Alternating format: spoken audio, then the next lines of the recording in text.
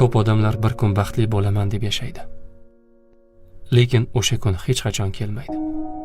Chunki ular doim baxtni kelajakdagi bir nuqtaga bog'lashadi.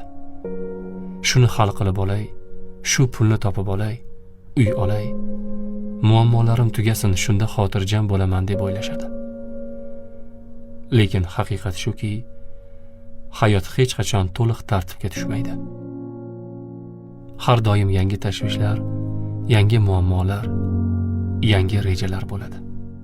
Agar baxtni nimadir to'g'rilanishiga bog'lasang, u seni umr bo'yi kutib yashashga majburlaydi.